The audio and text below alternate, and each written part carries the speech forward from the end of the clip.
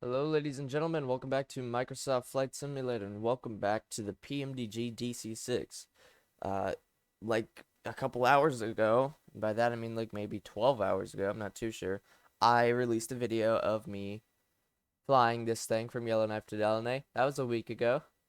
So it's been a week. We're on live weather, back in the Buffalo Airways PMDG DC-6.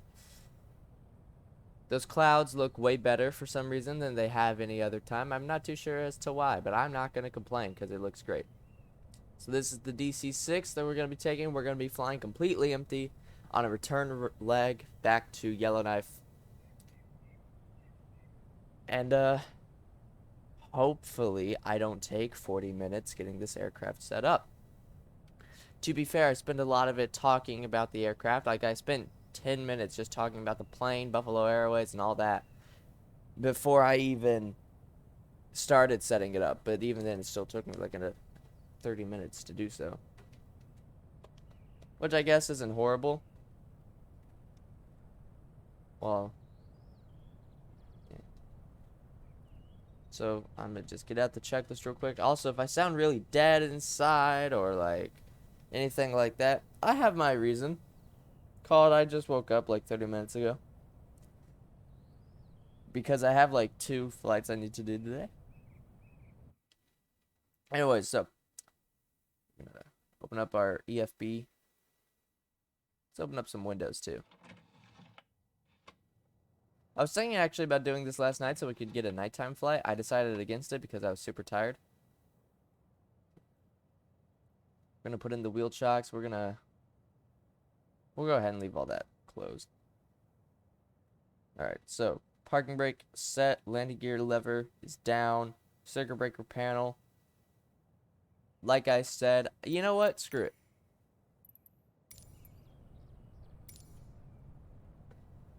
Just cause why not?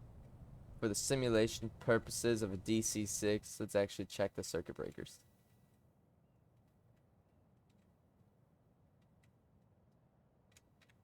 Oh my god. Oh my god.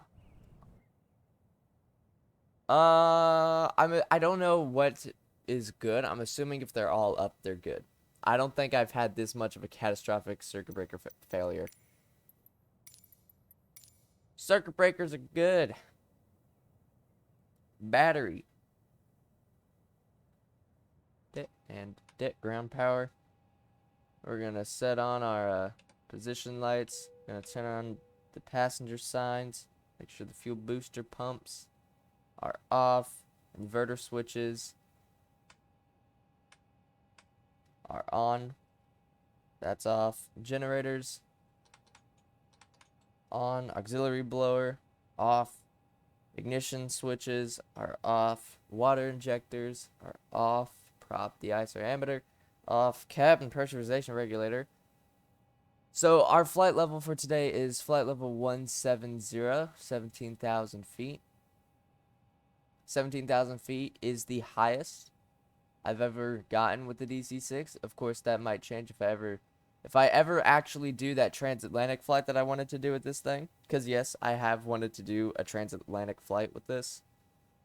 Haven't haven't done that yet. And I don't know how long it's gonna take me till I feel like I want to spend the 30 hours it would take, probably. Cabin pressurization manual control doors guarded. Door warning lights are out. Cabin temperature control, where you'll set it to 70 degrees. Cooling turbine, not required. You're good. Voltage is good. Blowers are low. Cowl flaps.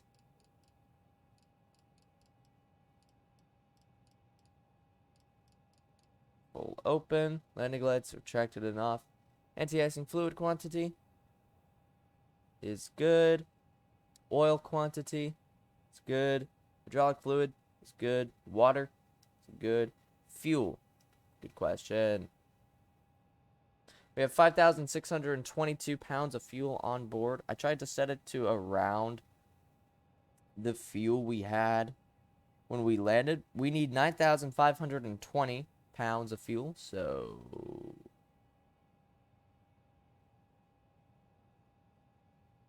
that says 9,250. Did I say 9,520?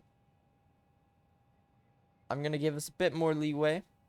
Actually, wait, no, this has a contingency fuel of 15 minutes. And but Microsoft Flight Sim. Better safe than sorry.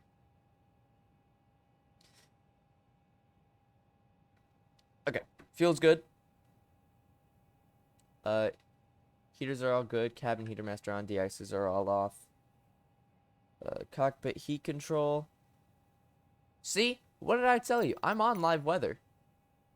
It is live weather.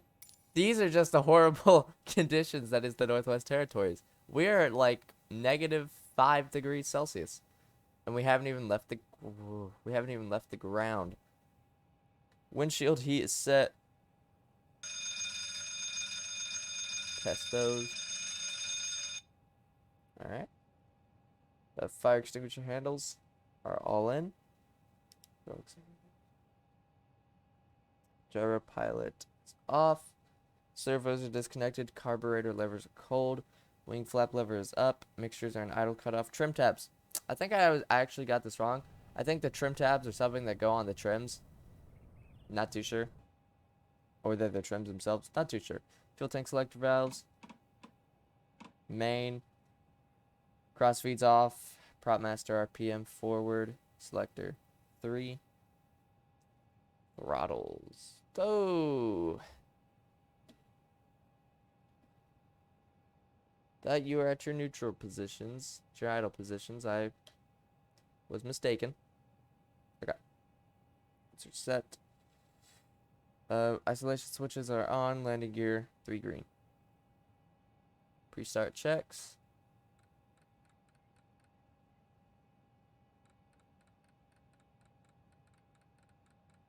Let's just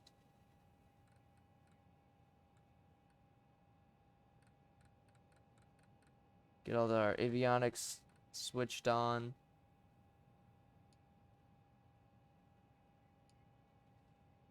And we're gonna set U to GPS.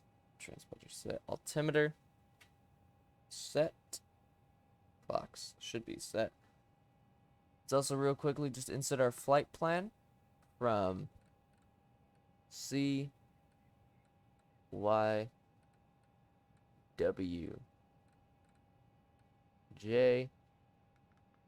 down southeast to CYZF.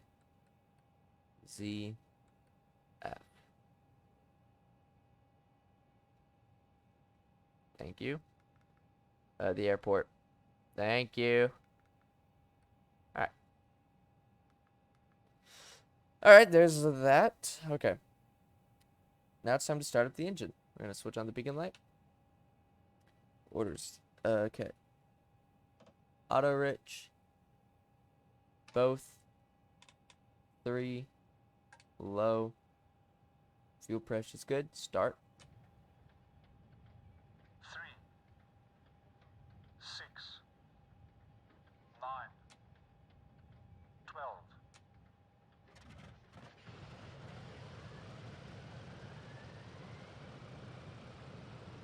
That doesn't seem as loud as I think it should be. Put that up a little.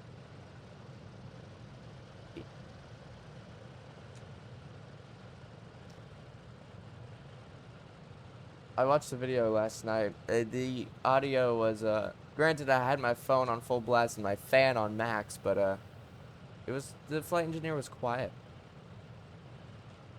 Alright. Engine 4.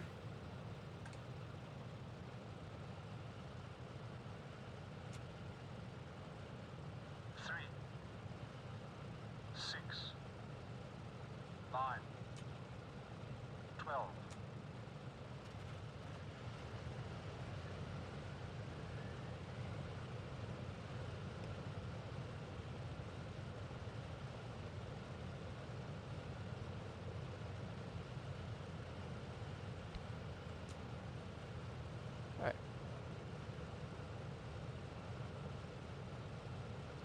I don't know why, but this one always jiggles. I don't know why. It's the only one that ever does it.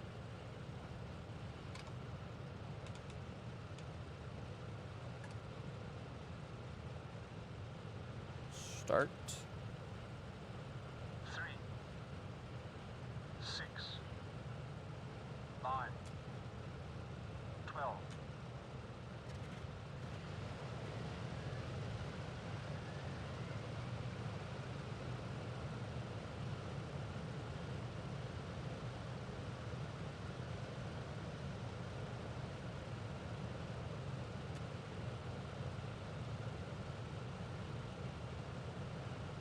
You know, this thing is apparently filled with liquid. I never knew that. I don't even know where I learned it. All I know is I remember hearing or seeing that it's filled with liquid.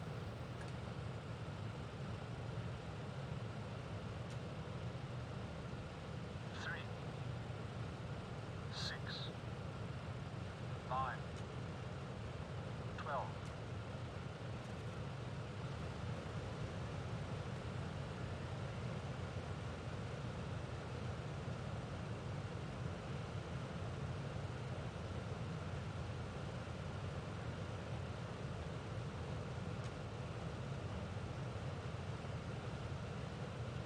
You gonna stabilize there? Thank you, buddy. Alright. And are those reset? Yes, they are. Oil pressure is, engine 3 is kind of dropping. Alright. After start checks. Fuel booster pumps.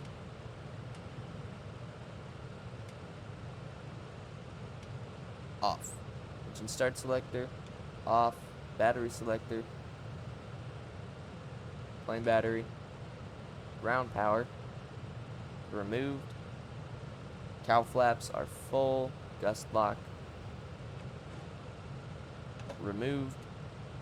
Flight control check.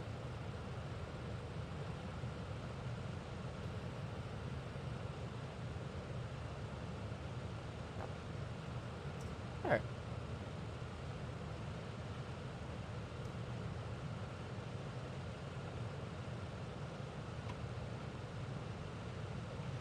Let's close these windows to begin our taxi. Okay.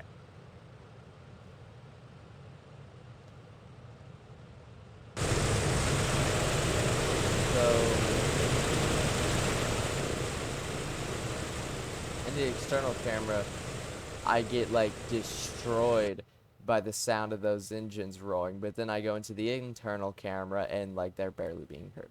Yet again, I can barely hear them, so I guess that's kind of realistic. I'm not too sure.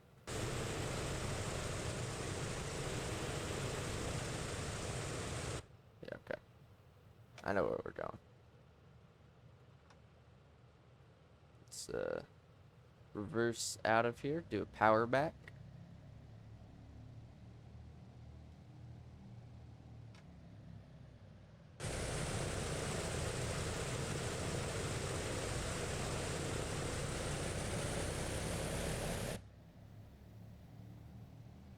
Don't want to hit that freaking fuel truck or fuel stand.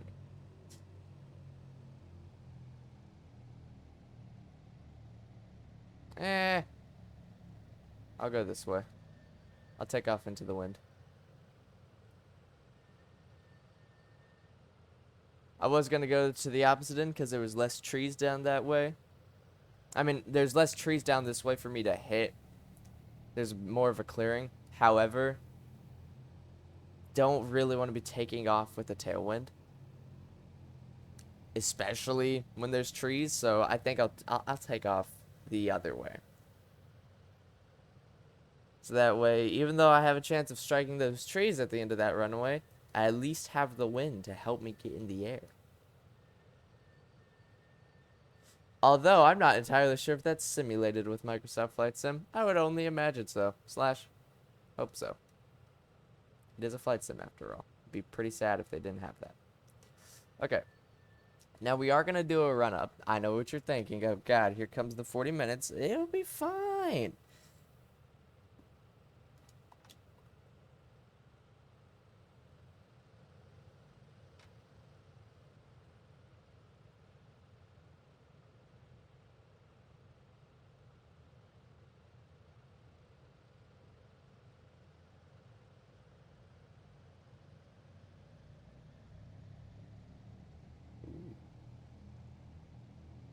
Why is engine 1 so much behind?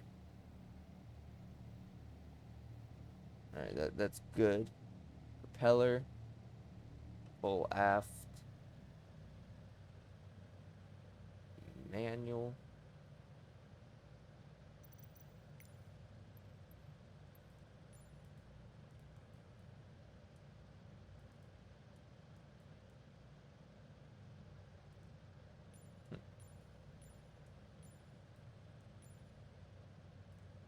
Aha. I have bested you. Okay.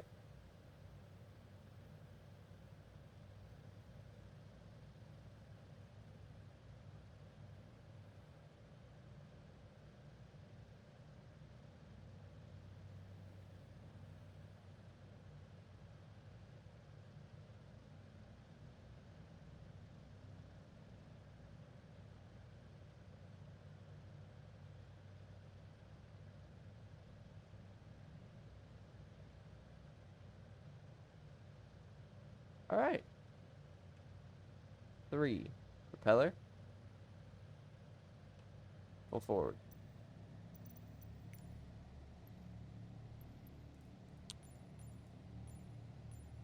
Excuse me. Thank you. Okay. Now it's time to do the prop feathering test. So, we're just gonna feather.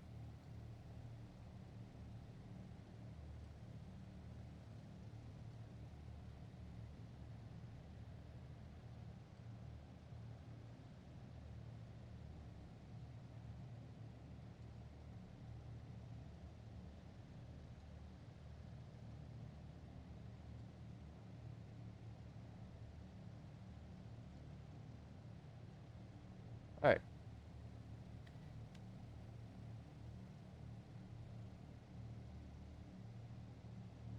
We're gonna set about 30 inches. Shift our superchargers to high. Shouldn't have done that. Shift them back to low. Should have set that way lower. All right, magneto test.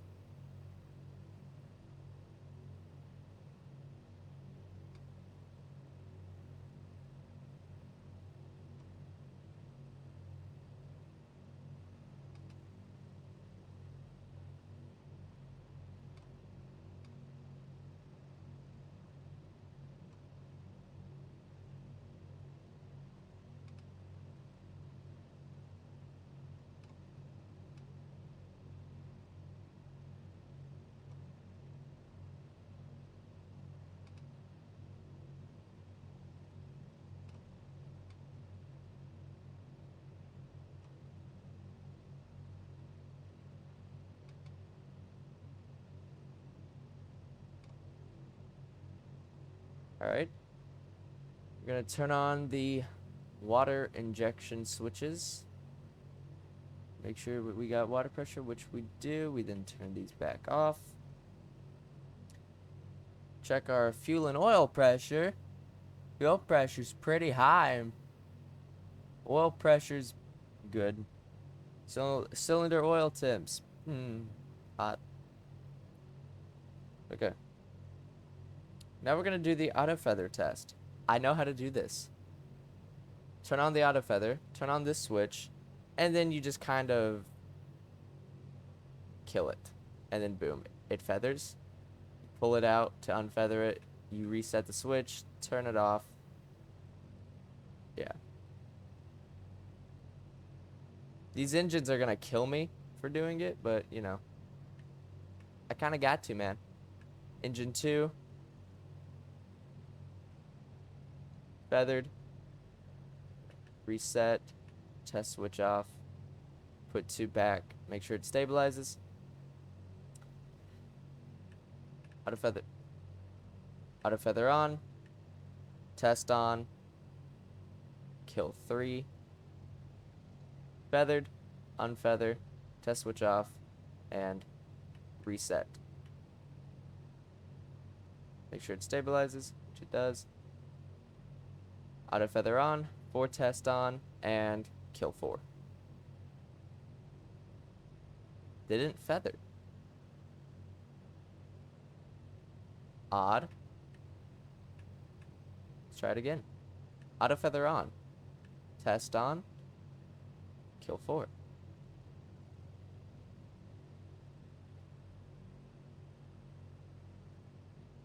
Well, that's strange.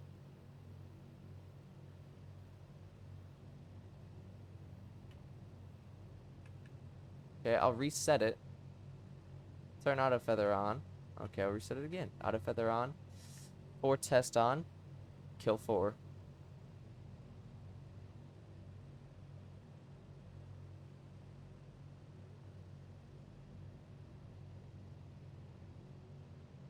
Are you not, like, good enough?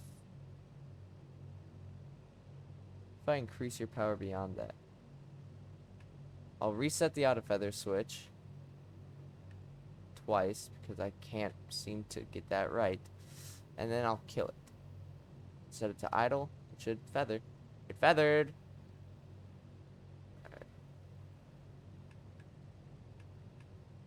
Alright. Auto feather test is good.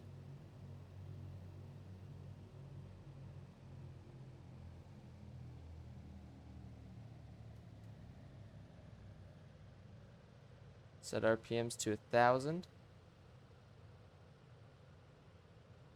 Roughly. Check the amperage. It's good. Prop de-icing. I don't know what it means by that. For takeoff checklist, AC controls are set. Cooling turbine. Normal. Okay, pressurization is set. Blowers are low. Cow flaps.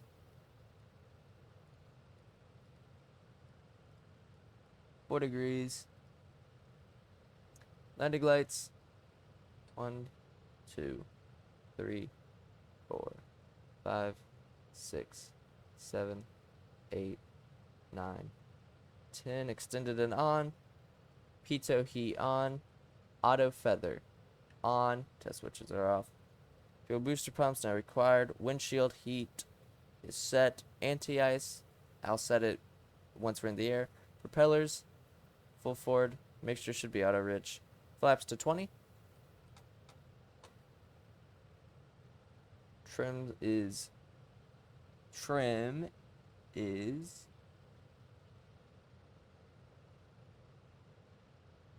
neutral. And gyro pilot, I'll go ahead and get it on. Altimeter is set. Determine takeoff conditions. Yeah, I guess that's something I do need to figure out real quick. Get out. Power settings. Just that. Don't need the fuel management. Did I just give my... I just gave myself a paper cut on a plastic binder. Not too sure. Load manager. Gross weight 62,000 pounds. So, what? Dry takeoff. Dry takeoff, sorry. So I need you for. So dry takeoff, 53 inches or 55. Is it 53 or 55? I don't know. METO powers, 45 inches at 2,600 RPM. Climb power, standard climb. Low superchargers, 2,400 RPM, up to 15,000. Manifold pressure, 38 inches, BMEP 177. Fuel flow. Okay. Takeoff conditions are determined. Transponder on. Let's release that parking brake. Let's set the brake. Make sure props full forward. Yep. 30 inches.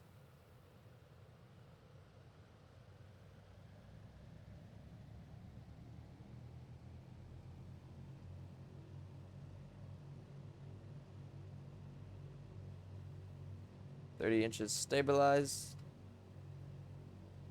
Setting takeoff power.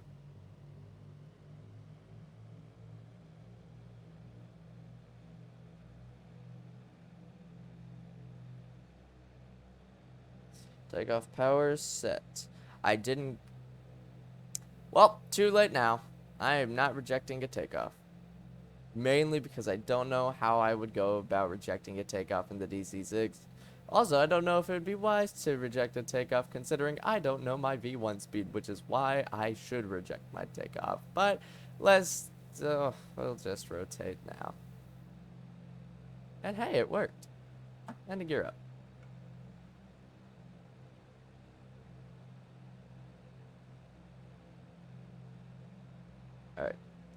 Setting METO power.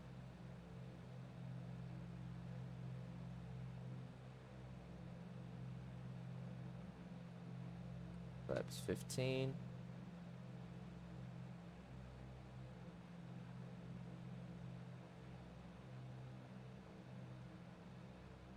Flaps 10.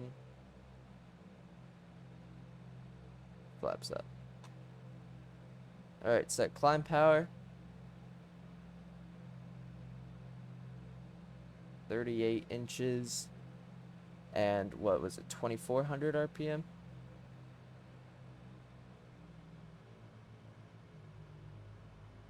Alright, let's kick on that autopilot. Cruise climb, autopilot is on, flaps are up, gear is neutral, landing lights, 2, 3, 4, 5, 6, 7, 8, 10, are off and retracted, water injection switches are off, passenger signs are on, fuel booster pumps are off, auto feather off, windshield heat control is set, anti-ice not required currently, climb power is set, mixtures auto rich, cow flaps are 4 degrees. CHTs are minus, well not minus, but below 200, which is good. Carburetor heat, it should be good. Alright, critical out is 15,000.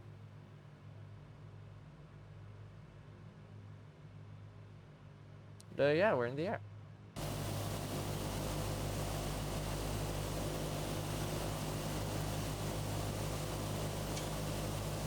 Gotta get that screenshot for the thumbnail.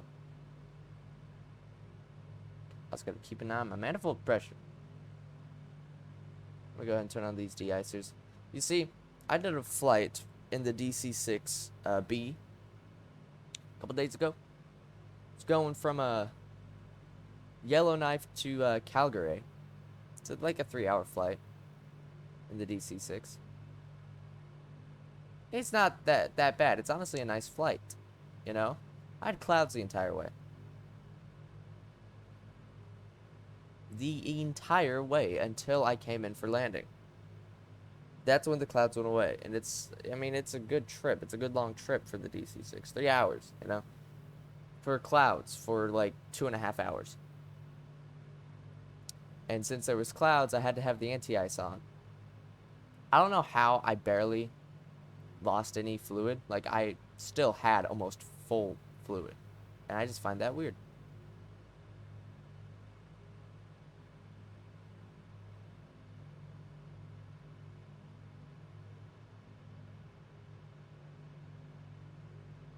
I really wish they'd fix that.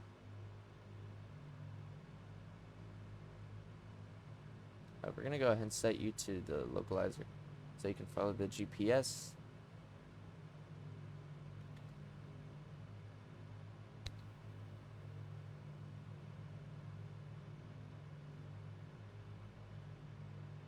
Alright, we're up above the clouds. Man, I really love that. Hopping through the clouds, it's great.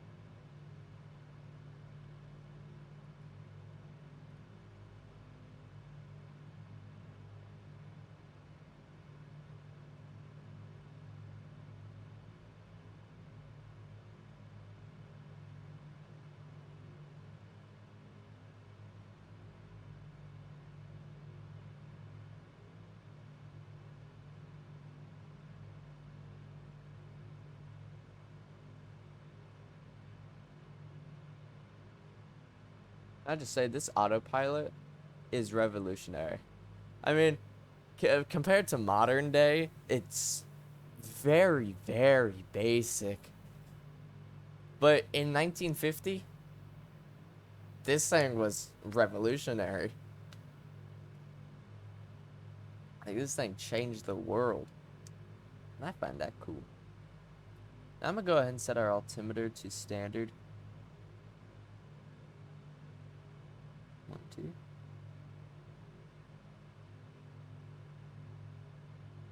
Also, I'm pretty sure I found a way to use this radii without having to be able to actually see what it is, because you can see it's very basic and bland, but I think I've got it. 1, 2, 3, 4, 5, 6, 7, 8, 9, 10, 11, 12, 13, 14, 15, 16. Did I accidentally go?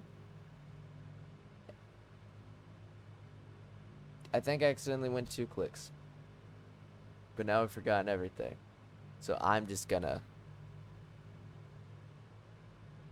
1, 2, 3, 4, 5, 6, 7, 8, 9, 10, 11, 12, 13, 14, 15, 16, 17, 18, 19, 20, 21, 22, 23, 24, 25, 26, 27, 28, 29, 30. Yeah. I don't need to have the tooltip to tell me what this is at.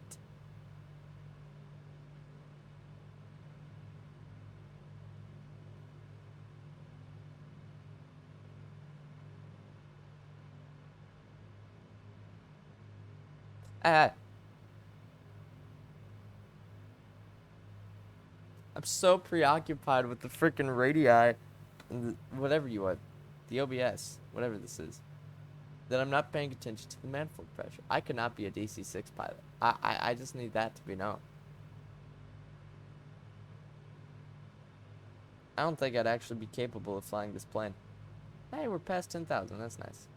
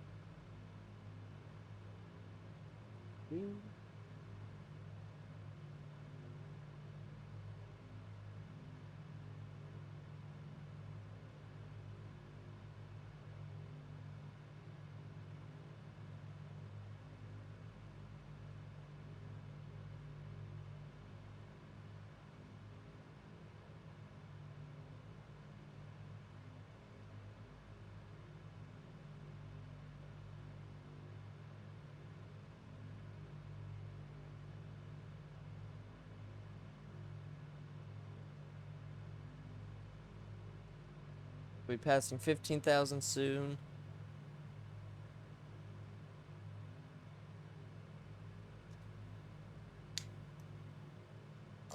I'm apparently tired.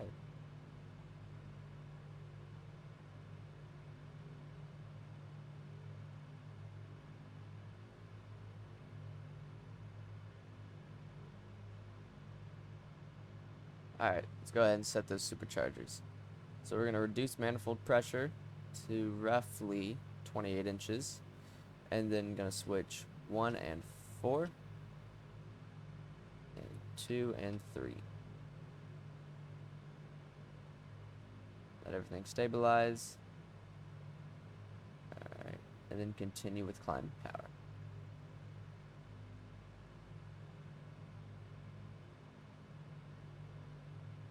How'd I press that? Alright. So we're going to keep 2400 RPM, keep 38 inches, and yeah. We just ride this up to cruise, which is in like 1,500 feet.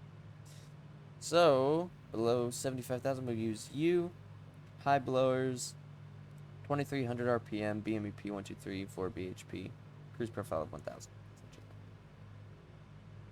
Okay.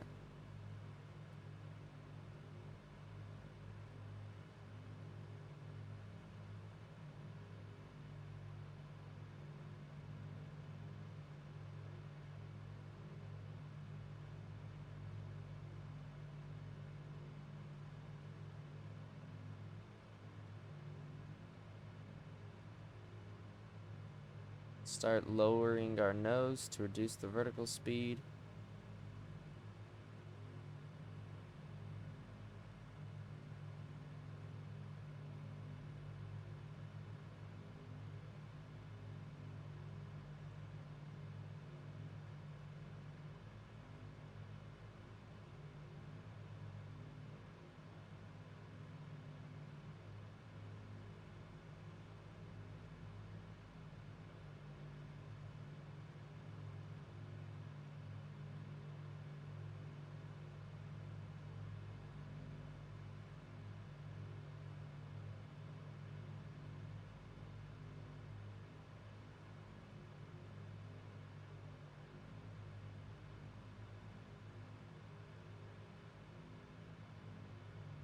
And altitude hold on. RPMs 2300 RPMs. BMEP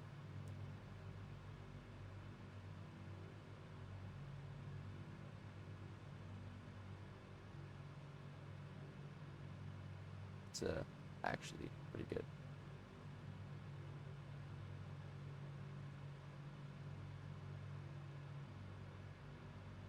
It's actually pretty good.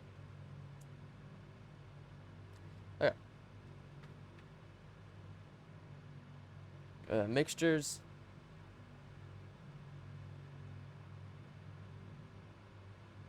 Auto lean. Cow flaps.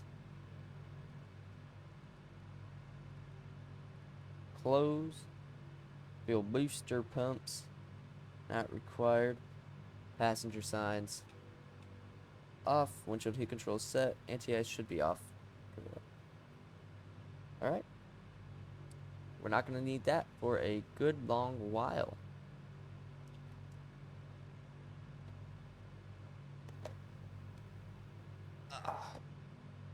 And I can relax. So can our buddies. So this gives me the opportunity to talk about a couple things.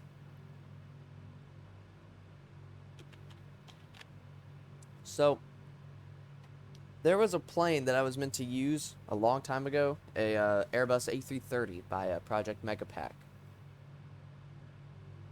I should have used it when I had the chance, because I was going to wait and use it after Sim Update 5. That was the worst mistake of my life. Because when Sim Update 5 dropped, not only did you have all the issues with Sim Update 5, It also broke the PMP A330 and A321. They fixed them eventually.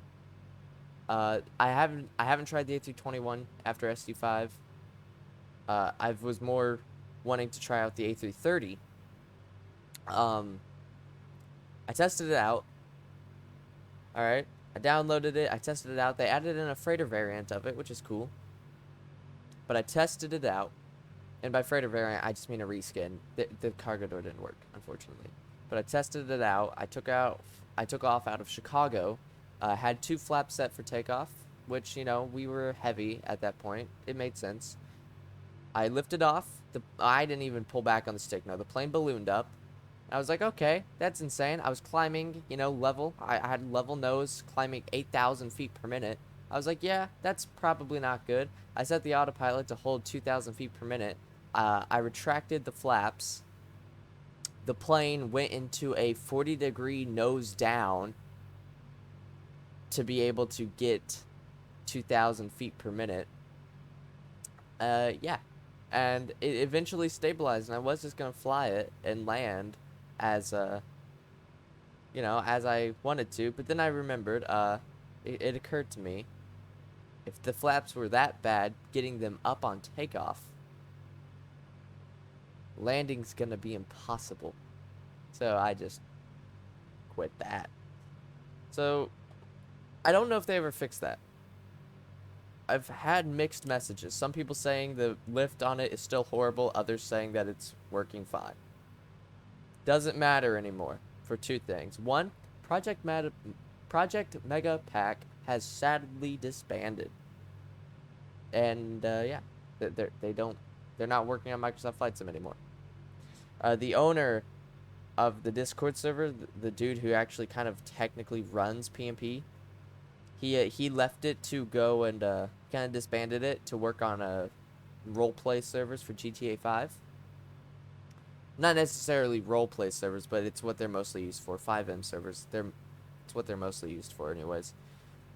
And I mean that's cool, but he left the A330, their A321, and this new 747-4 they made of open source on GitHub. So eventually they'll get fixed or something, I don't know. But it also doesn't matter because there's a new A330 by Headwind, an Airbus A330-9 Neo, which is pretty cool. I tried it out. It actually uses the fly-by-wire systems, believe it or not.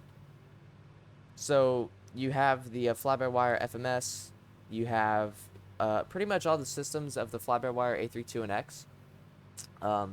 It uses the stable build of like 0.6 or something. I don't know, not too sure what version it uses, but it does not use the development build. The good news is it does not conflict with the A32NX, which is fantastic. The PMP A330, it used the default Microsoft Flight Sim settings for the Airbus. It could be changed if you used the compatibility tool for it. However, if you were on the development build of the A32NX, it would not work, and in fact it would kind of kill the A330. You wouldn't be able to use it, so you would have to either use the stable build of the A32NX, which, let's be honest, no one wants to do that. If you've used the development build, you don't want to do that, or just go with the default systems. I chose the default systems every time because I love the development build. It's a fantastic version, and it's way better than the stable build, believe it or not. But yeah, so the Headwind A330, it's pretty good. It doesn't have any issues with lift. It uses the cockpit from the PMP A330 and kind of pastes it in. None of the switches are usable. So on the A32NX, you kind of have like your PFD right here and your lighting switches, not your lighting switches, but like your brightnesses for the PFD and navigation display, like right here on a little panel next to it. In the A330, you have like a little bar kind of that comes down off of the shield, like off the autopilot panel, kind of curves down on a panel, and you have the lighting switches, the lighting dials there, and they exist, but they are completely unusable. It is literally the A32NX cockpit with some things that make it look like an A330 cockpit. That's my gripes. But the plane does work fine. And of course, it has the fly-by-wire system, so it's nice. But still, it's very meh, I'll say. Like, no offense. Like, the model looks good. The exterior model looks great. The plane flies great. But the actual cockpit and systems, they're so... Yet again, I'm gonna be honest. I've only heard of this, like, a couple days ago. And I looked it up, and it's been a thing for, like, a few months now, I think. The developer actually made it undownloadable for a while. I don't know why, but it's back now. I can get it on FlightSim.to. I wouldn't even known if it was a thing if I didn't go onto FlightSim.to to look for liveries, and I saw Airbus A330-9, and I was like, "What? There's a new A330?" And I clicked on it. Yeah, there is. And I looked it up on YouTube, and yeah, it's I don't know. It's still a work in progress. So I'm not trying to shame it. You know, I'm not trying to say it's a full product and stuff. No, it is still a work in progress. It is just kind of disappointing how they've done it so far. Will it change? Hopefully and probably. How long will we until we see that changes? Who knows? But speaking of how long until we get something, PMDG, makers of this beautiful DC-6 aircraft, they released something a couple days ago. They released teasers for their 737. The model, the exterior modeling, is looking great. That's the first teasers we've gotten in over a year. The last teasers we got were of, like, the cockpit view. But they released some exterior models. It's great. Now, a couple months ago, you know, when SU5 dropped back in July, it broke PMDG, kind of. They were about to enter beta testing for the 737, and then SU5 hit, and then they had to change, like, a lot to try and get it compatible with the sim. They eventually got it, like, after 2 or 3 weeks, and they said they were back on track. And they said, you know, a couple months ago that they've changed up their strategy a little, and they've gotten, you know, they're putting more focus on the 737, and that they believe they are back on schedule for a late 2021, early 2020 release. Wow.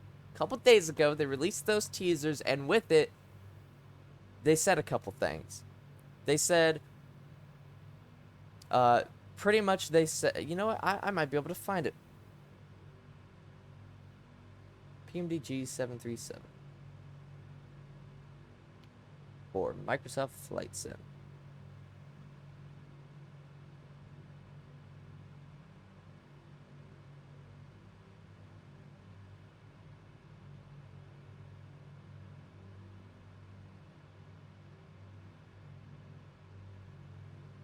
So this is this. Robert began by saying that the development of the 737 for Microsoft Flight Simulator has been difficult thus far due to how different the platform is from what they're used to. They're also reliant on the Asobo team to help them identify and add elements to the simulator to help PMDG bring the aircraft to the simulator. As the core simulator was still a moving target for many, often the development agency didn't line up, and this is what resulted in an announcement from PMDG last year that the 737 wouldn't release until late 2021, early 2022. Whilst progress picked up again, it slowed back to a crawl in July and August due to holidays and the release of Sim Update 5 causing some issues. Throughout September, the team made more progress on bringing the popular aircraft to the simulator. As such, the current release guidance is that the aircraft will release in this quarter. That's actually big news. PMDG they are expecting a release this quarter, this year, and this quarter, so that could be anywhere from now till December, till the end of September, to New Year's Eve. The plane could come out in like a month, or even it could even come out in a couple weeks.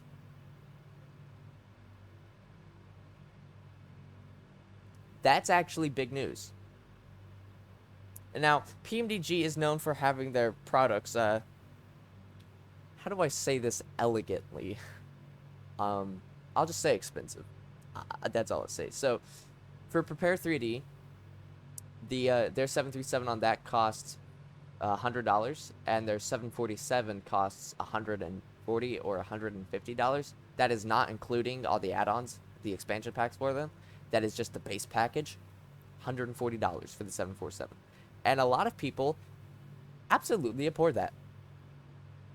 They think it's horrible. They're like, really, you're charging over $100 for a single aircraft? I defend it by always saying they have spent thousands of hours working on this, spending tens of thousands of dollars coding and, learning the aircraft and learning the sim to get it imported, working with Boeing engineers and 737 and 747 pilots to get this thing as accurate as possible. So I think it's justified with the price. A lot of people don't see it that way. And a lot of people, they even though they really want a PMDG product, they don't buy them simply because they're expensive. And I mean, that's okay. I get that. I'm just not like that. So, also on this same thing, they say this.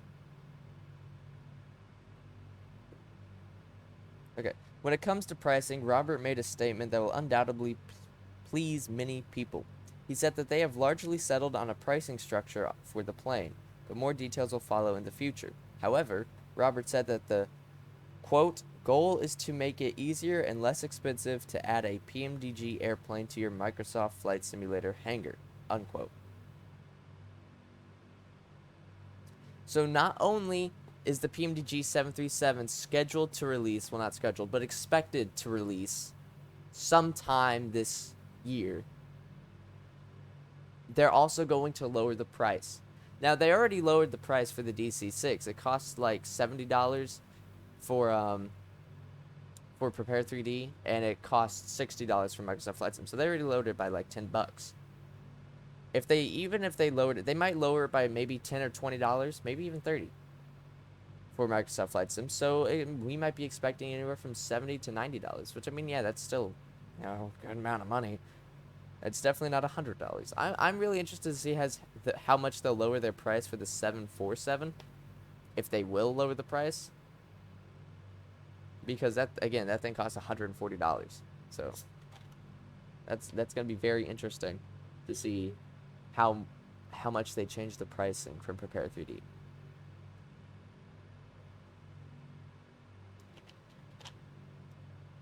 Oh, and news in the actual flight sim department that I haven't kept up too much with. All I know is it's a thing. X-Plane 12. X-Plane 12 is a thing now. It was announced at Flight Sim Expo like a week ago or so. And I'm honestly excited for it. I don't know if I'll buy it because I have Microsoft Flight Sim with the soon-to-be 737, and I have an A330 for it. X-Plane 11 is still fantastic. I mean, I may buy X-Plane 12 in the future, but currently I don't know if it's worth it for me. I mean, it still looks great. I'm not saying it doesn't. It still looks like a fantastic sim that they're making. But I just don't know if I'll buy it yet. Especially considering that I just bought X-Plane 11 a couple months ago. Either way, I'm still super excited for X-Plane 12. It is looking great.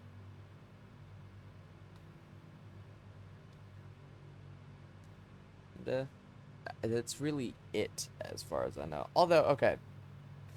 Real talk. So, who's heard of a Boeing 737 MAX? Yeah? You've probably heard of it, Be surprised if you didn't, even if you're not into aviation. I'd be real surprised if you didn't hear it. But, so the 737 MAX, it had its big spiel with the MCAS and all that, and Boeing, and it being grounded, and the FAA being under scrutiny, and then all that bull hockey, Bull hockey. Wow. Yeah, so it had all that. It's been fixed. The plane is great. It's flying for Southwest, American Airlines, United Airlines, Delta, Ryanair. It's flying all over the world, and it's great. It is fantastic.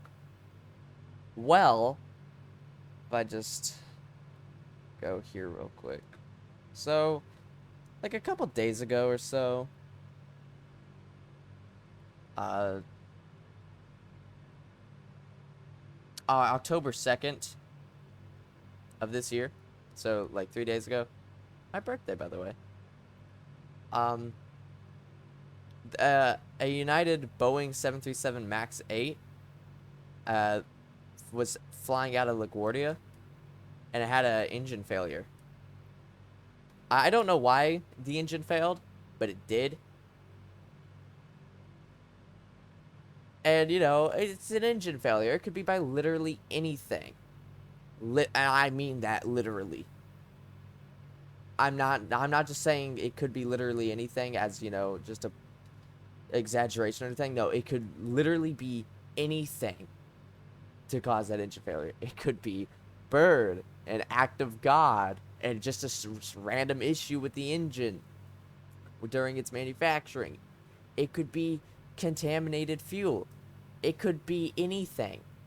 It could be a pebble. Well, probably less likely to be a pebble, but it could be anything to cause the engine to fail. And, you know, in a situation like this, you probably not expect people to be, you know, blaming the plane as a whole as to why the engine failed. You would be so surprised how many people in that comments are unironically and in full seriousness saying it's because the plane sucks and that it's a dangerous plane. And it's just it hurt me on a spiritual level. That hurt me because uh, I even saw a dude blaming MCAS for it. Dude, MCAS doesn't even have anything to deal with the engines. But it's just it hurt so much because it's like, really, guys, really blame the plane as a whole and blame Boeing. I saw a dude calling Boeing a horrible company and the 737 a horrible plane. Not just the 737 Max, but no, the entire 737 franchise, the series of 737s, a horrible plane because of this. And I'm gonna talk about that real quick. First off, just to get this out the way, Boeing does not make engines. They make planes. Who makes the engines for Boeing aircraft? General Electric.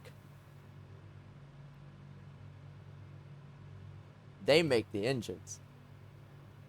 Boeing just buys them and puts them on a pylon attached to the wing.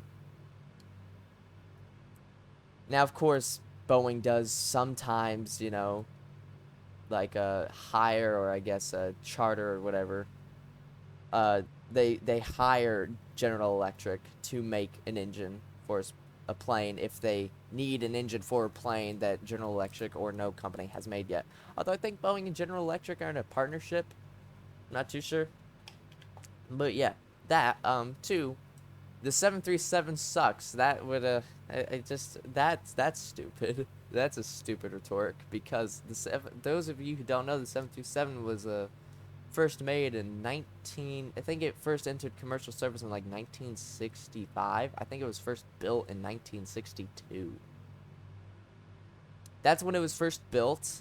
It since then became the world's best-selling commercial aircraft. Not the best-selling aircraft. Cessna 172 takes that. Has for decades. But it was, the 737 was the best-selling commercial aircraft for years until 2019 when the Airbus A320neo took it over as the best-selling. It was either the A320 or the A320neo that took it over as best-selling aircraft. But it held the title as best-selling aircraft for decades. For 60 years. So I don't think the 737 sucks just based on statistics alone. And Boeing sucks. I think that's what got me the most. Yeah, Boeing has definitely gotten worse as it has as time has gone. But here's just some reasoning as to why I say Boeing doesn't suck. They were founded in the early 1900s, at the dawn of aviation. They made planes for the U.S. Army Air Force during World War One and World War Two. They made some of the biggest planes ever known to man. They have revolutionized air travel in many ways. They have created they've created like spacecraft. In fact, I'm pretty sure the International Space Station is mainly Boeing parts. Boeing to this day still makes planes both for commercial use, for space. They still make them for the U.S. Air Force, for the U.S. Marines, the U.S. Army. Not fighter jets that much anymore. Frickin' Lockheed. But I don't think Boeing sucks. Again, they have definitely gotten worse, but I still wouldn't say they suck. And you know what was even funny about this video, about this 737 MAX engine failure?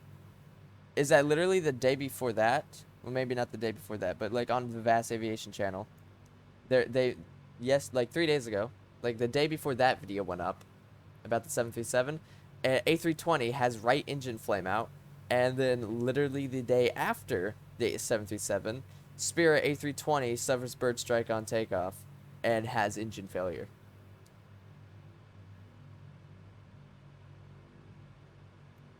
And then if you continue scrolling down, you'll see CRJ 900 has smoke in the cockpit. A320 has smoke in the cockpit. 737 suffers bird strike on takeoff. CRJ 700 has fuel leak. Oh, that's actually interesting. A320 blows a tire during landing. CRJ 900 rejects takeoff. Embraer 175 has a cracked windshield. Yeah. I just find it funny. It's just, it's so sad, you know? You know, if they were joking, it wouldn't be sad. I don't think they're joking. I don't think over 300 people can collectively agree to crap on the 737 MAX. Especially when you have one dude going around literally plastering everywhere. And Boeing sucks and the 737 sucks. It's just funny, man. It's just fun. Anyways, that's a thing. Also, I like how I've talked away a vast majority of this flight. Like, how long have we been recording for? For an hour. Huh.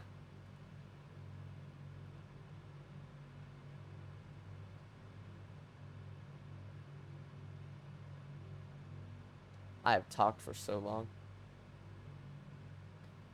I've never talked for this long.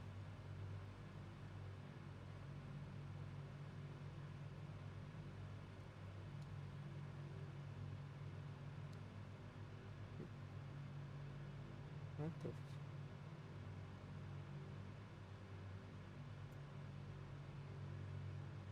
Read the sticky.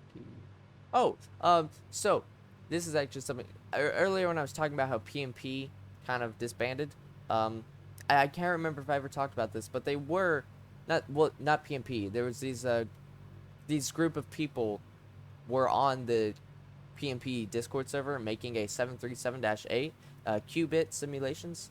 They're still working on it. They have their own private Discord server, and I'm actually today they released some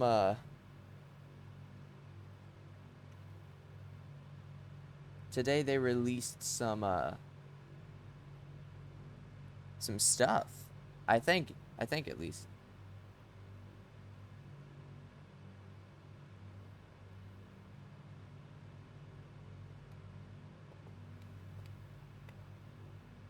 Ooh, the past month they revised the whole fuselage, the wings, the ailerons, engines, gears, and cabin. Oh yeah, it's having a custom cabin, by the way. Ooh. The wings look nice. You got the speed brakes modeled, the flaps modeled. I don't know what I'm looking at in that picture, to be honest. The engine, the model looks good. The inside of it is weird. Oh, this is a video of it in the sim, or a picture of it in the sim. It looks weird because it's a basic model in a sim, but, you know, ooh, The front of the fuselage looks great with the cockpit is. I mean, it's kind of low poly, but I can see rivets. Ooh, the custom cabin looks great.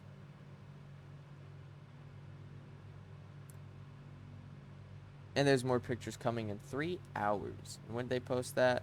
12:45. So, like, in 2 hours. But yeah.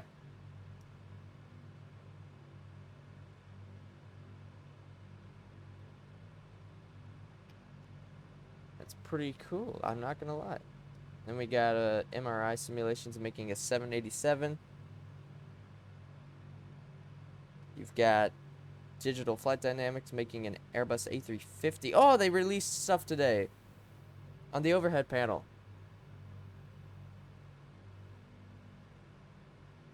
God, it looks great. I really want this A350. I really want an A350 for Microsoft Flight Sim.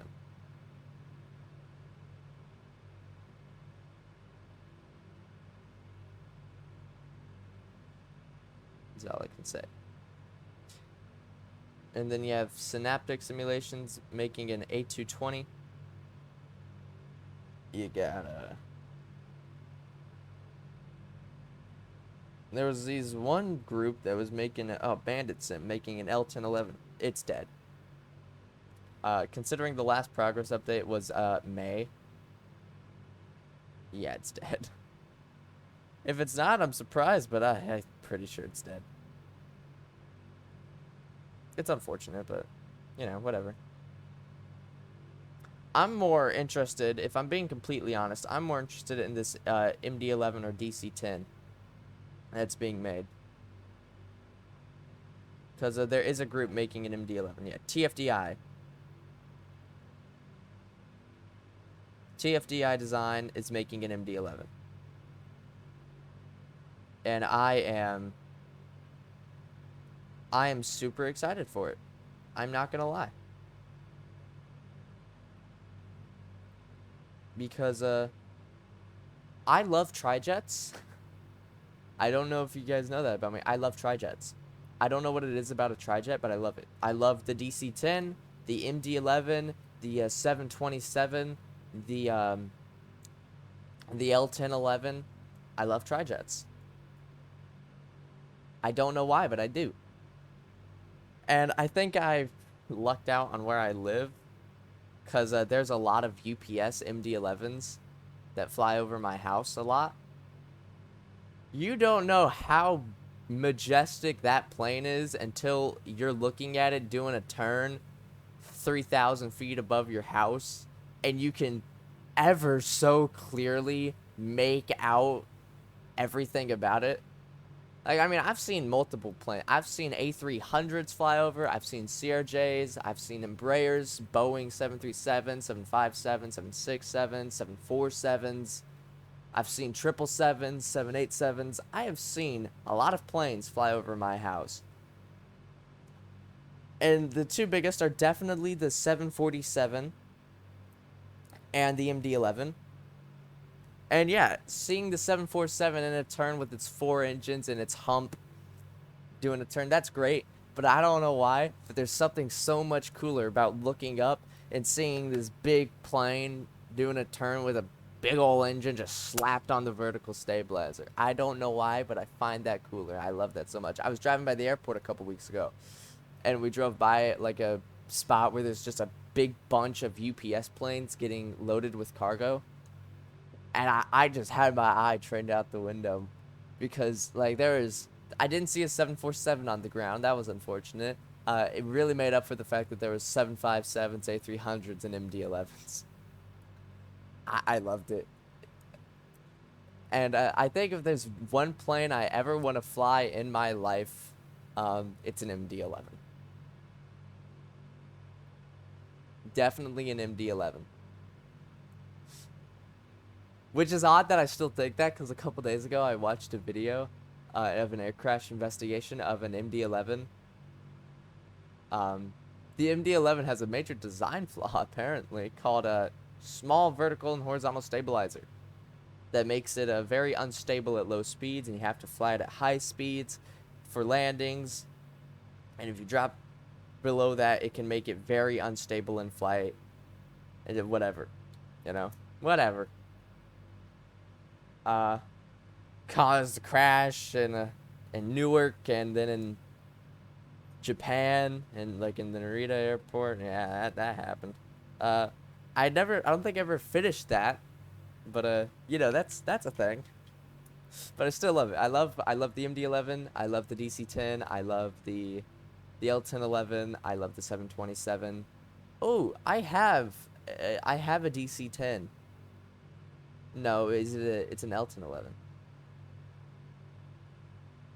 For FSX, I have either a DC-10, an MD-11, or an L-1011. I'm not too sure. I'm not too sure as to what it is, but it's something. It's a tri-jet. And I haven't flown it yet, mainly because it has a flight engineer, and, well, I don't know. But I'm super excited. When Microsoft Flight Sim announced that they were implementing a tri-jet into the game, an MD-11, I was super excited until I found out that it wasn't flyable.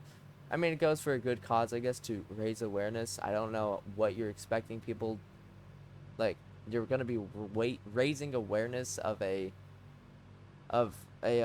flying optometrist to flight simmers. I don't know what their thought process on that was, because I don't know a single person who actually downloaded that and spent more than 5 minutes looking at it.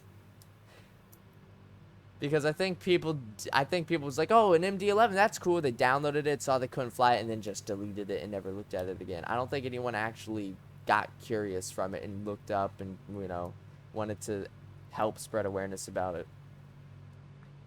Again, I get why, good message and all, but at the same time, horrible execution. But yeah, so I also, yesterday, I saw a video from a mentor pilot, and it hurt me to my very core.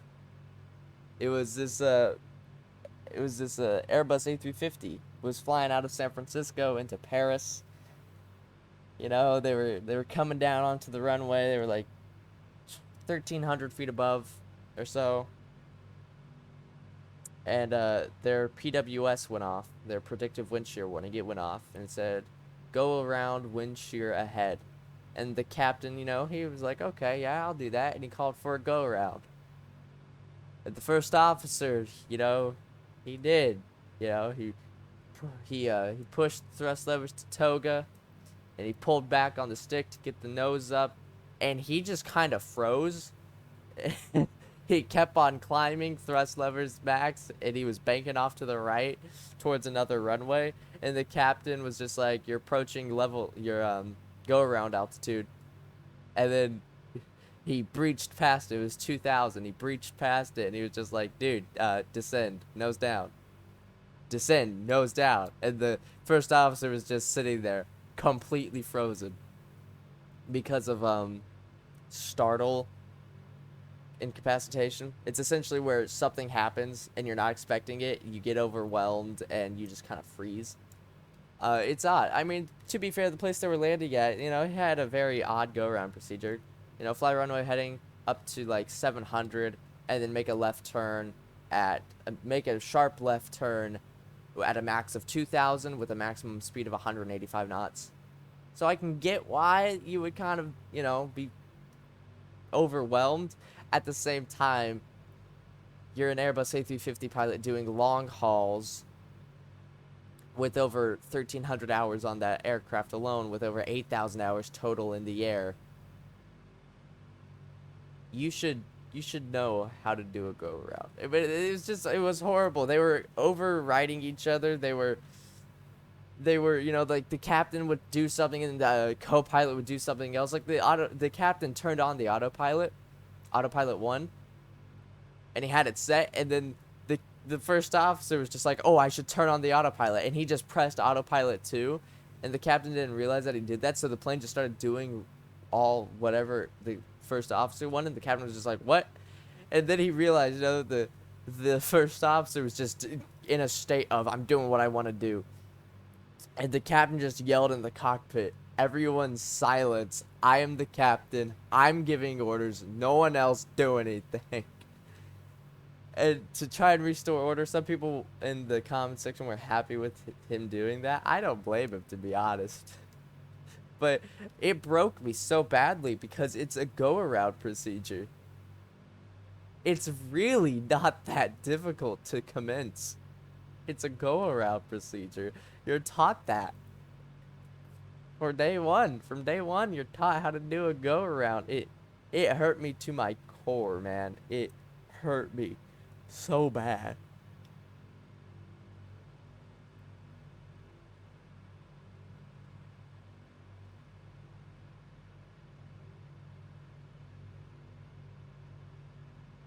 Oh man, that MD-11. Oh man, that MD-11 cockpit.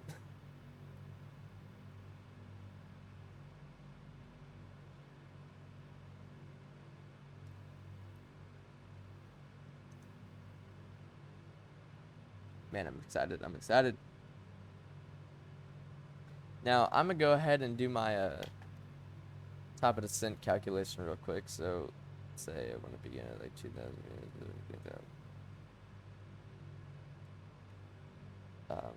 It's 15, it's 60, 4.15, 15 is 60.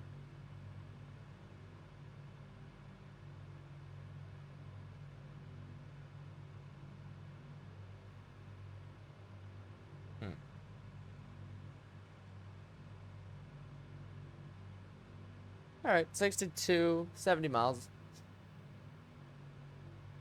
So I've talked like this whole flight away. Yet again, there was a lot to talk about, okay? PMDG, PMP, headwind, 737 MAX, debacle, you know, the MD-11, my love for tri-jets, the pain and misery that a A350 go-around caused me mentally. You know, the typical. The typical. I don't have a first officer or a flight engineer to talk to, so I talk to myself.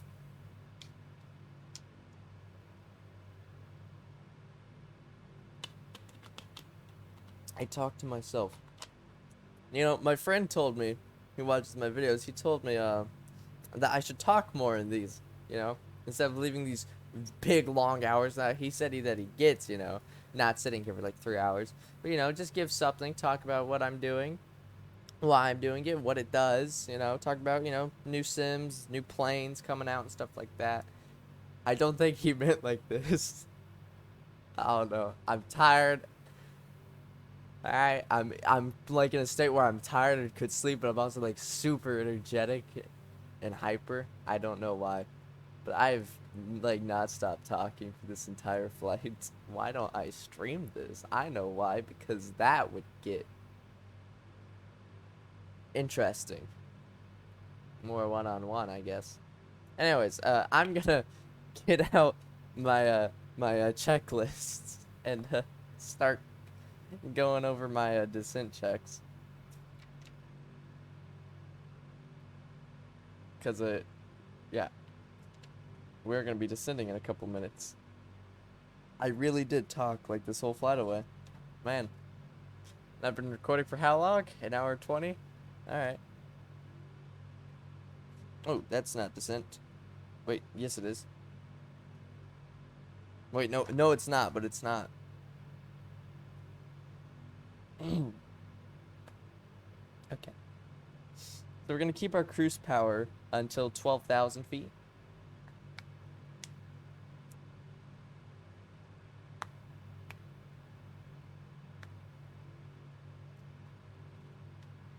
So we're gonna be going at a vertical speed of 1,000 feet per minute. Keep our mixtures auto lean. Keep our cowl flaps closed. Keep our cross speeds off. Keep our windshield heat and our anti-ice as required. We'll go ahead and turn on the passenger signs.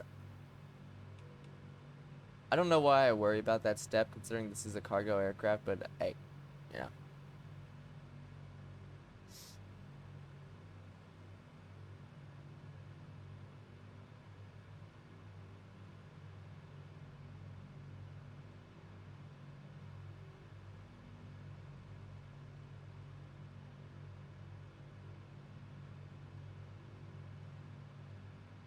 All right.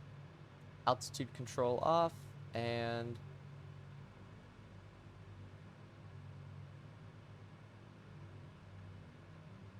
let's put the nose down.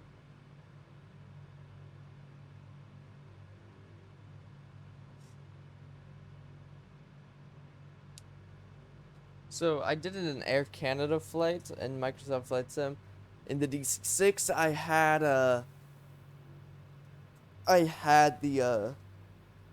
I was using ATC for it.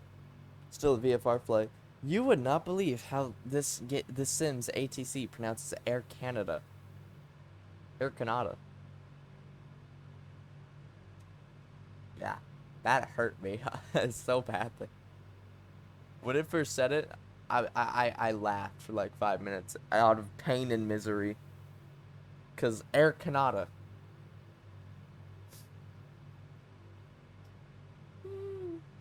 Air Canada.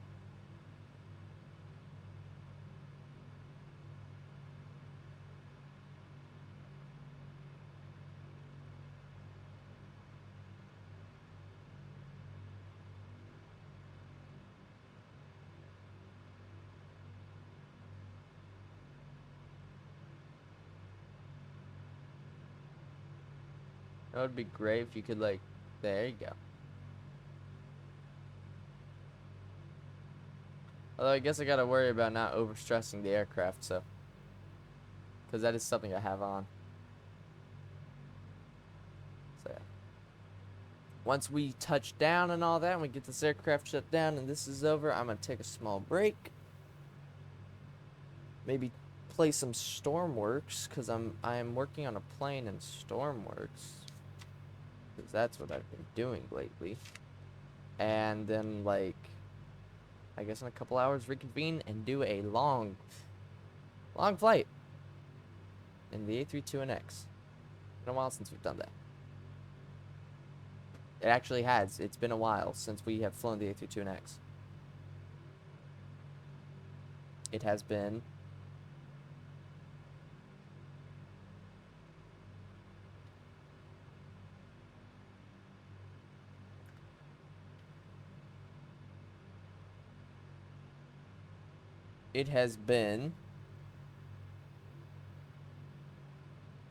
Man, I like how a month ago, that was seriously a month ago?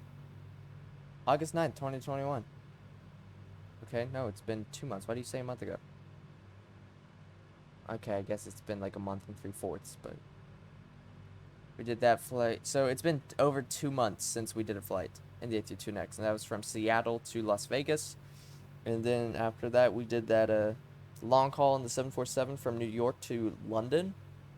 And then we went from Whitehorse to Vancouver, and then from Vancouver to Los Angeles, and then in the 737, and then the flight we did earlier, I guess a week ago, I should say, from Yellowknife to Deline, and then now this flight from Deline to Yellowknife, and then a flight, I'll go ahead and say it, a flight from Montego Bay, Jamaica, up to New York.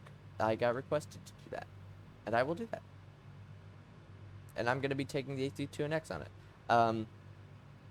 Yeah, so at least I think it was Montego Bay.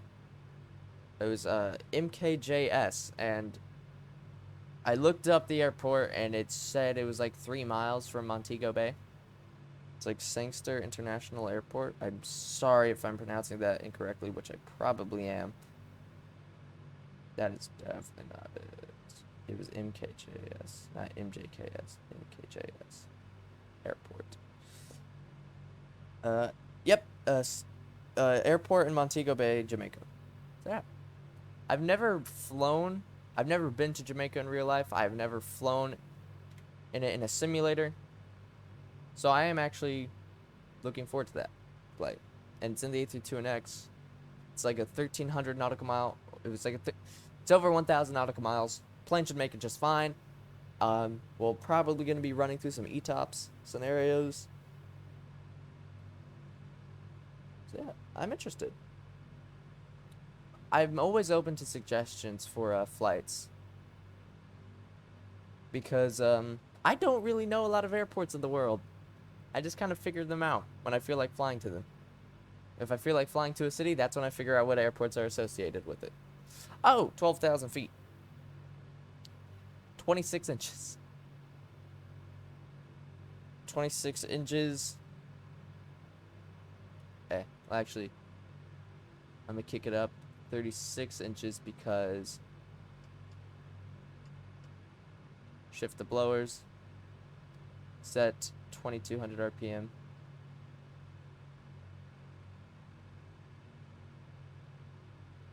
Alright. Yeah, I'm always open to suggestions. Oh, now, well, like, requests for flights, of course. You know, there's a limit. Alright? Please don't ask me to fly from San Francisco to Dubai. Chances are, even if you do ask that, I'm not gonna do it. Because that's a super long flight. And while I do have an aircraft that could make it, you know, I don't think I have the willpower or mental strength or capacity or even the time to do that, because a flight from San Francisco to Dubai is, you know, it's kind of like 18 hours. Please don't. I almost died doing an 8.5 hour flight, okay? Please don't ask me. Again, even if you do ask me, because I know there's going to be that one person that's like, oh, you don't want me to ask? Well, I guess I kind of. And then you'll ask. Even if you do ask, I don't think I'll do that flight. I'm sorry. There is a limit, you know? A 7-hour flight, maybe. 8-hour flight, 9-hour flight, okay, yeah, maybe. I may do that. You know? 5-hour flight, yeah, sure. 3-hour flight, of course. An hour flight, I will do that. I'll do that. Anything above 10 hours is kind of like a, you may get it. Chances are not likely. But like an 8-hour flight, you know, yeah, okay, maybe. I may do that. And if you want to give like a suggestion to what aircraft, you know, do it, you know. There, of course, there are some limitations. Like, I can't really take a 767 or an A380 out, sadly. But, like, an A320, yeah, sure. An A330, you know what, sure. But 747, 737, sure. DC-6, yeah, sure. CYWJ, yeah. But I can't take, like, an A380 out or 767. It's sad. I agree. It just... I mean, I'll gladly do flights if you request them. There's a limit. I have limitations. So yeah, just keep that in mind when requesting. Don't expect long hauls daily. I was about to say, if I had the time, then yeah, sure. But, no. I don't have the mental capacity. It breaks me doing a long haul. Just one long haul.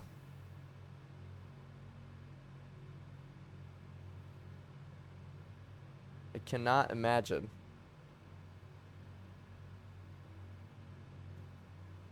Doing multiple back-to-back.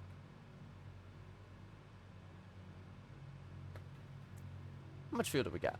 Oh, we got plenty.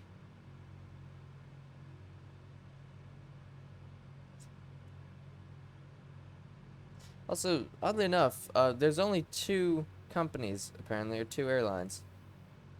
Oh, no, there's more. It just was only showing 2. You got Qatar Airways, KLM, apparently. Oh, but it has a stop in Amsterdam. You know, Emirates, I think, is the only one doing non-stop. Yeah. And how much you want to bet that's an A380? You'd be wrong. It's 777. That honestly surprises me. I expected an A380.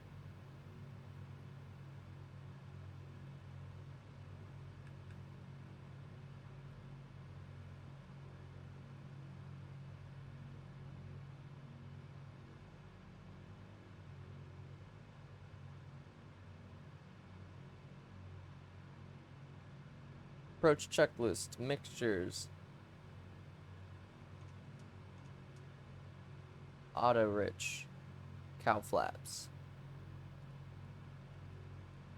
4 degrees open. Carb heat cold. Keep 26 inches.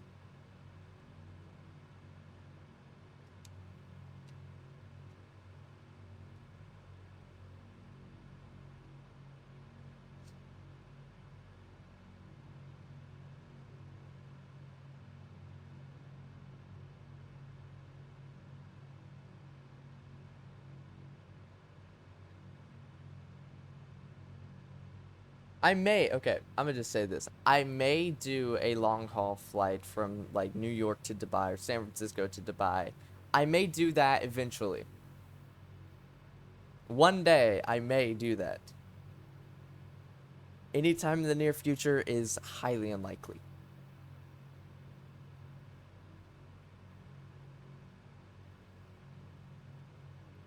Now, because I'm curious, Microsoft Flight Simulator, San Francisco to Dubai.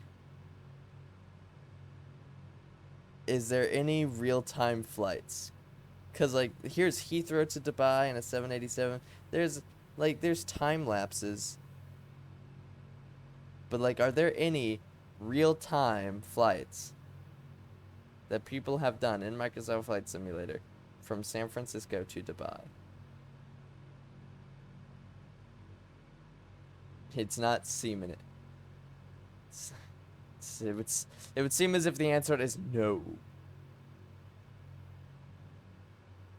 Okay, I'll cut it down a bit. New York to Dubai.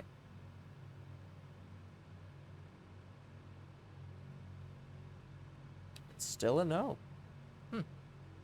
That makes me want to do it just because I'd be the first.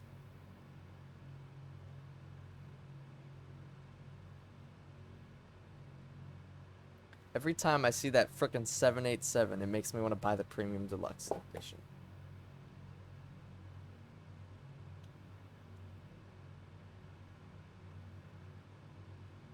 Now, can I get out under the cloud, please?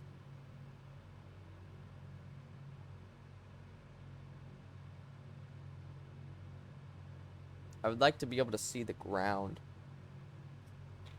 More importantly, the airport.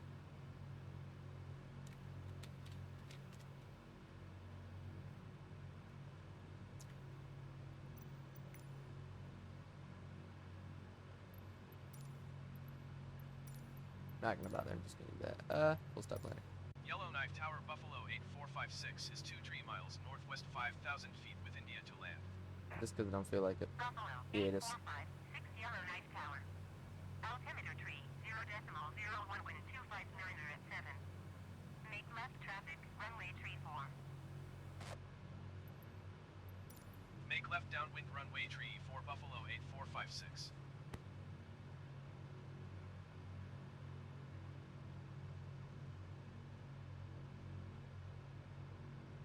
How am I still skimming the tops of the clouds?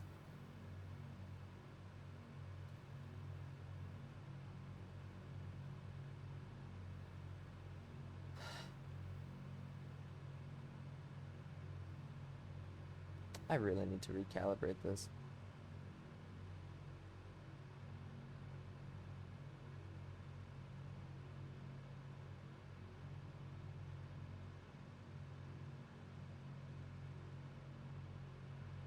Oh, I see the ground. Now, if only I could actually get out the clouds so I could see it, clearly.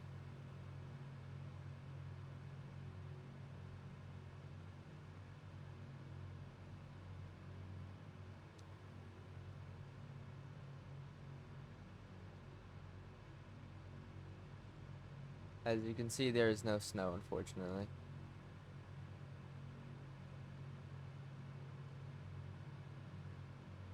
Unless that's like tiny bits of snow. Not too sure. Is it that foggy? Is this just fog? Normally I chalk it up to being in the cloud. Oh, wow. It's interesting.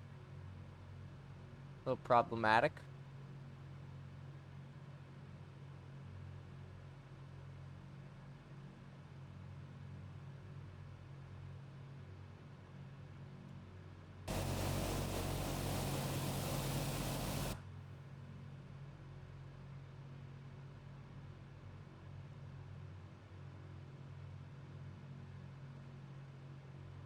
Just a little problematic. Especially since I can't see the airport.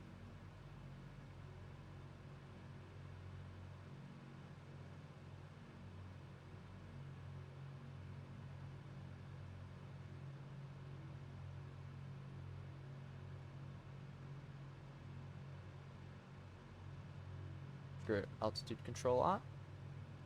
I can't see the airport. Far away. It's 11 miles. Well, 15 miles, 2,400 RPM.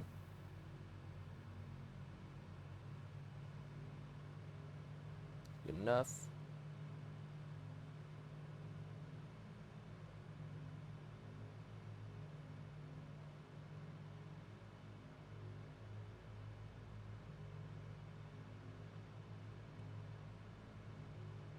Procedures. Select approach, ILS 34. Load and activate. And screw it. Oh, I see the airport. At least I think that's the airport. If I'm being honest, I'm not too sure if it's the airport. But this should just bring me out over the lake a little. Yeah, bring me in.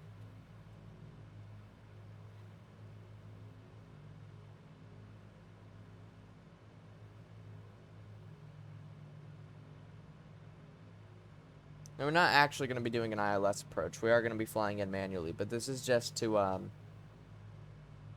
get me lined up with the runway.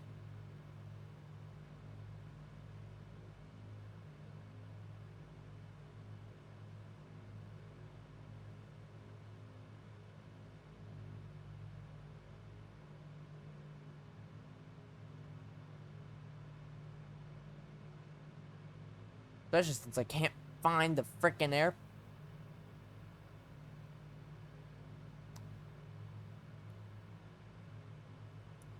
I think I found it. At least I'm assuming that's it. Yeah. We're just gonna be flying a little over Great Save Lake. Pimga. And then we'll just be coming in. I'll fly. I am gonna fly her in manually. Just so that is clear, I am gonna fly her in manually. I just want to get lined up with the runway.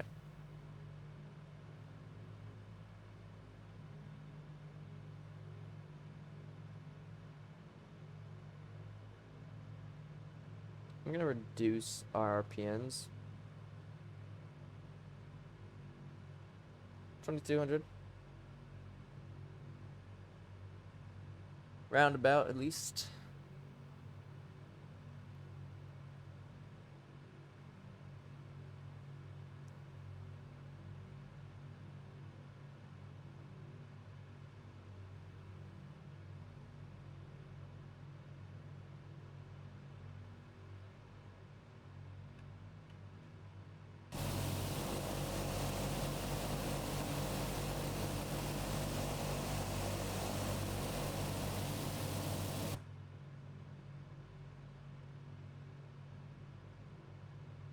Man, I love this plane.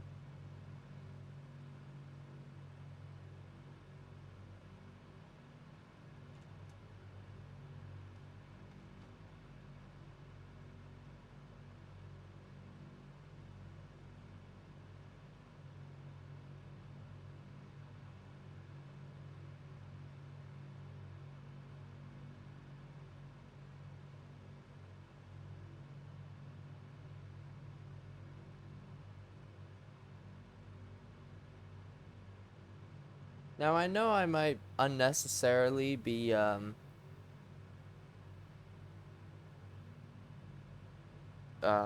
prolonging the landing by doing this, but, at the same time, I'd rather have a slightly longer landing than a horrible one, so.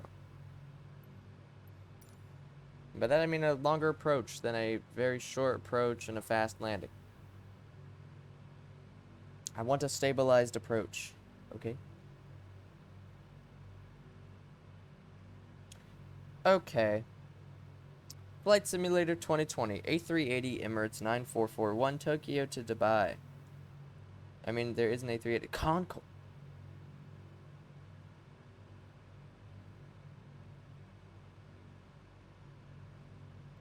Wow.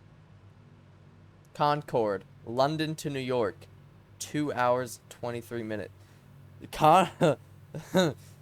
Microsoft Flight Simulator.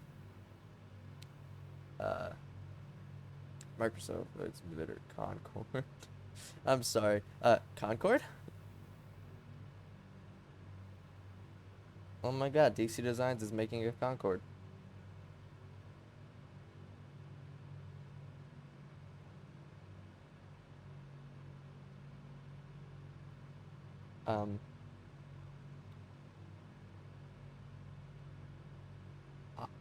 I want that, to be honest.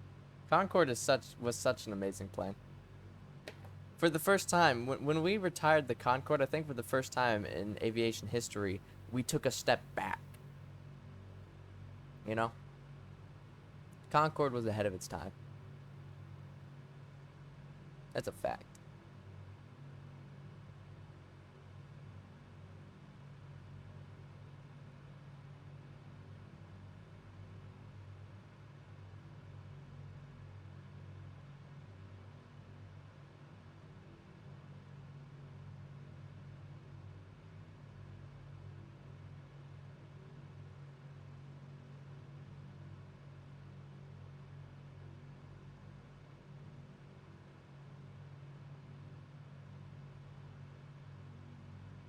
Alright, I see the runway.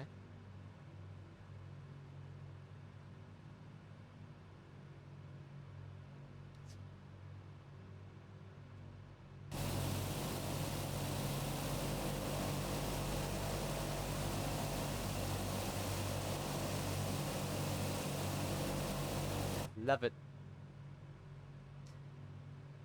Concorde featured a group Snoop. A group Snoop. Oh, you know, the Snoop group. The Snoop group.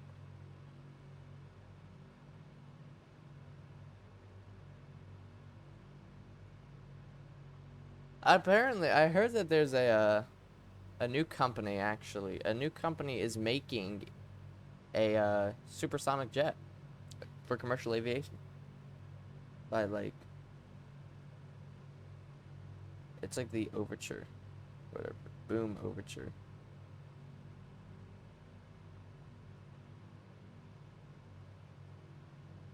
Yeah, the Boom Overture is a proposed Mach 1.7 55-passenger supersonic airliner with 4,250 nautical miles of range, which is planned to be introduced in 2029 by Boom Technology. I personally find that super cool. I would personally love a supersonic jet to enter commercial service once again.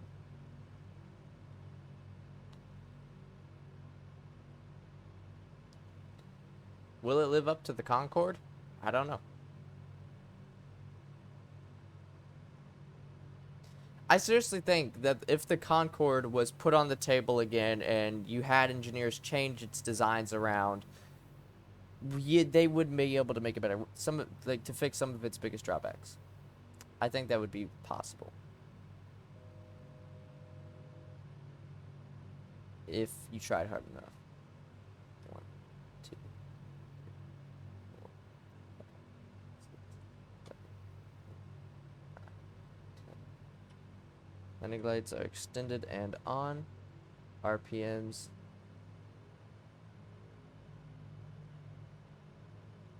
.2400 RPMs. Flaps 15. Clear to land runway tree 4. Clear to land runway tree for Buffalo 8456.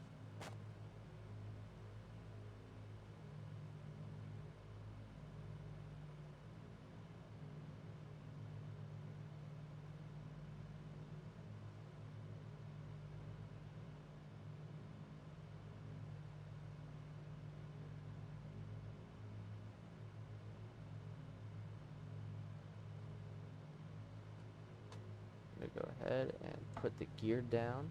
Give me some drag, please.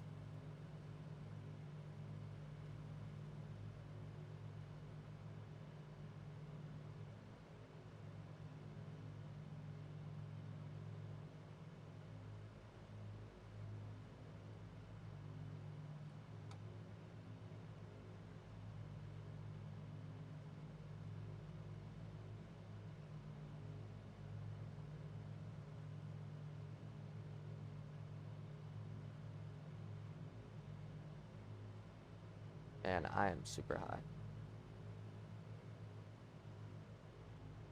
I am high and I am fast.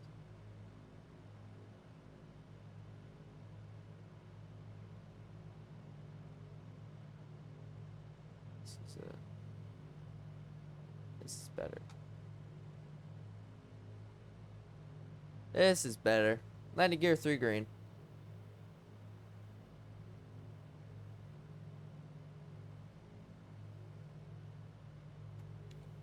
Flaps down.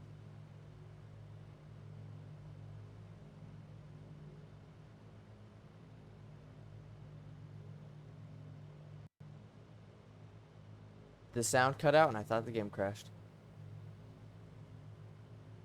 Every time anything happens in the sim that usually doesn't happen, I freak out. This game is giving me trust issues.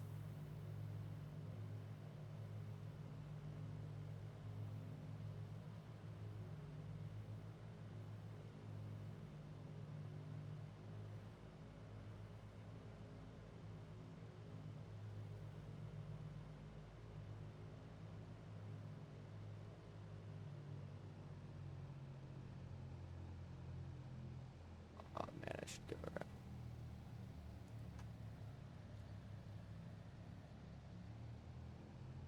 I floated that landing. You probably heard me mumble I should go around.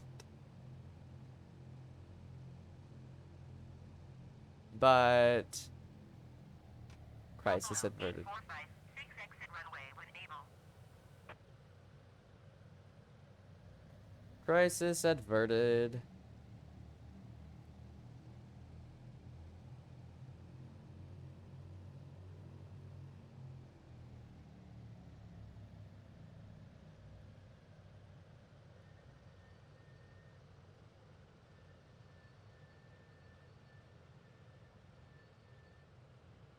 Buffalo 8456 contact ground on 121.9er.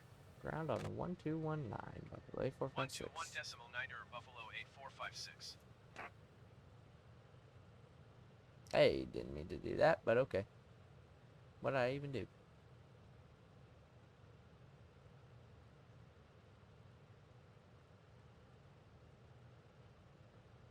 Okay, after landing checklist, cow flaps are open, flaps coming up, propeller, pull forward, anti-icing is off, cap pressurization is checked, landing lights, 1, 2, 3, 4, 5, 6, 7, 8, 9, 10, off and retracted, cooling turbine off. It's the parking brake and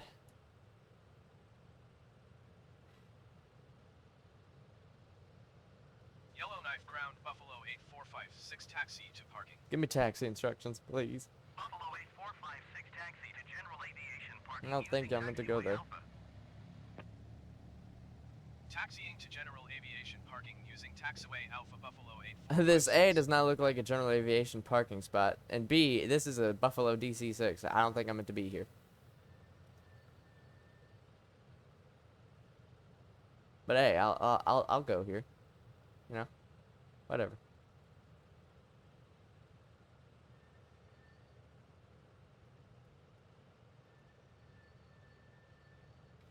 All right. Set the parking brake. Mixtures to idle cutoff. Actually.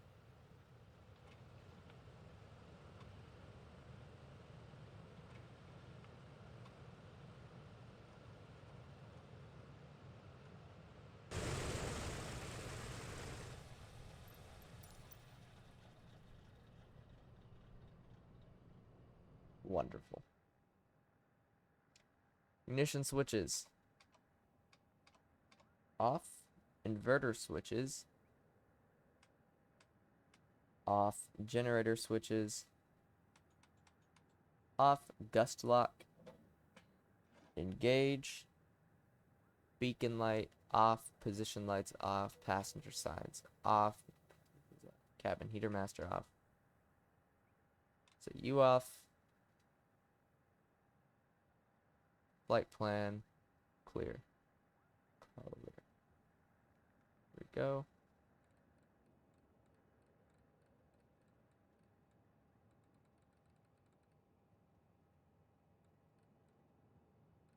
Let's turn off all of these.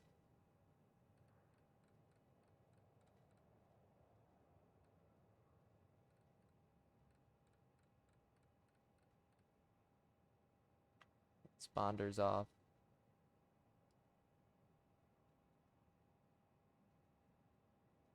Let's close the window.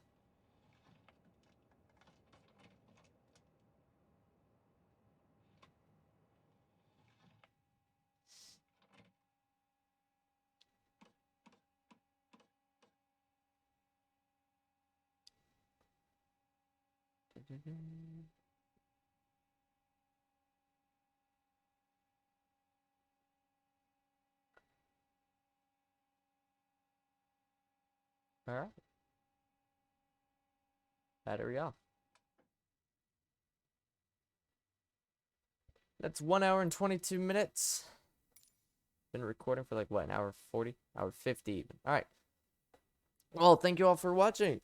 I'm going to upload this real quick, take a break, and then like, I don't know, maybe 6 hours, 7 hours. I'm not too sure. I'll there'll be another video up. Maybe. I don't know.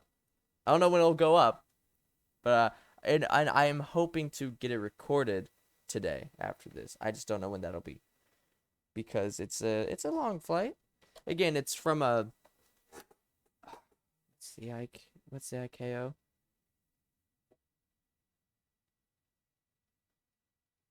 From a MKJS in Montego Bay, Jamaica, up north, across the Caribbean, up along the North American coastline to KJFK in New York City.